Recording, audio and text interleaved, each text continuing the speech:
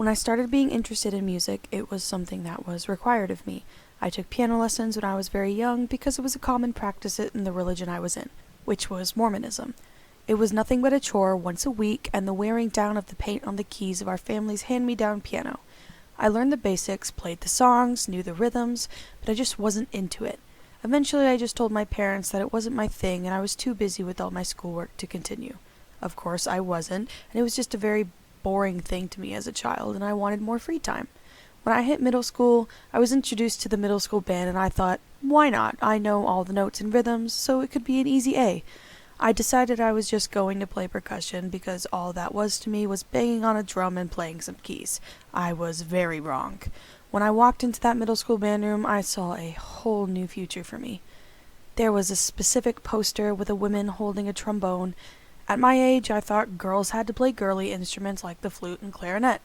Seeing her hold that trombone, I knew I could be different like her. There were tests to determine which instrument could be the best to learn. I got a 5 out of 5 on both of them, and I was told I was a natural at the trumpet, but I politely declined and chose the trombone. It was weird that I was so interested in this specific instrument. It was so compelling to me.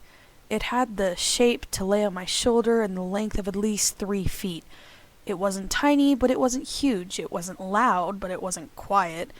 It wasn't high, but it wasn't low. It felt somewhat perfect to me. Learning the trombone was way more work than I thought it was. There were specific placements as to where notes would play. If you weren't exactly in that position, the note would be out of tune. What really piqued my interest was how to read music. There were so many rules and different ways to interpret things. I don't think to this day that I know exactly how to read everything, but back then it was so difficult to understand it all. I do know what really helped me was my directors, Mr. England, Mr. Hearns, Mr. Yohe, Mr. Sears, Miss Munson, and Mr. Wright. Directors come and go, but what makes them memorable is the experiences that they give you. Mr. England sparked my interest in music and gave me the basics I need to start off with my learning. Mr. Hearns implanted the seriousness of work ethic and practicing into me to make sure I kept up with my studies. Mr. Sears helped me focus on my instrument and the many different characteristics it had. Mr. Yohe showed me the fun in music and the power to entertain an audience with your talent. Miss Munson inspired me to go after my career to teach others to love music the way I do. And Mr. Wright taught me the importance of balance and fun and discipline. They fed me the fundamentals that improved my performance in more than just music. The Importance of Music Education video by James Gertzwitz describes this directly by saying, "A proper music education enables success not only in the art itself, but in all areas academically and socially. If these teachers didn't take the career path to teach the students they taught, I don't think my education would be the same. Learning music has taught me more about myself than any other subject you can learn in school. It gave me social skills, taught me the lesson of working as a team, helping to balance my work ethic, and learning that practicing or studying can help improve performance.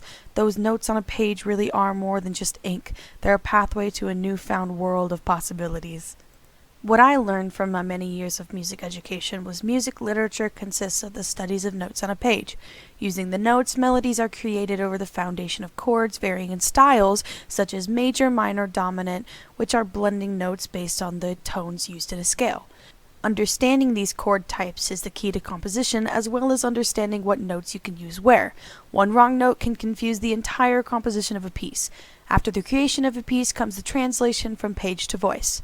These voices can include instruments and vocals. The basic study process of a piece of music is examining the key, time signature, notes, articulations, dynamics, rests, rhythm, and tempo. There are other things to think about while playing, such as intonation, blending, filling with air, tone, duration, pitch, intensity, and quality. So you can clearly infer that there's a lot that goes into making music. It's so much more than just playing notes on a page for an audience. The director of the wind ensemble at MTSU shared in my second period band class that if you aren't sweating and brain fried by the end of rehearsal, you aren't doing it right. I believe music is the marvelous melodies of the world's silence voice. The notes on the page can twist and turn, making sense without a word of explanation. I see the notes on the pages as blank black dots of solid inks, stimulating the senses with the smell of fresh copy paper.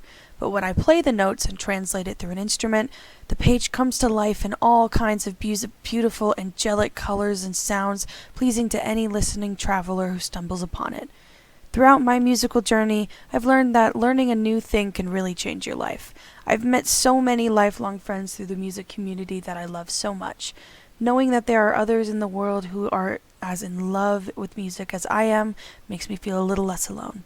I know that with the talents I have acquired, I can start a new future and help others to experience the same journey that I have.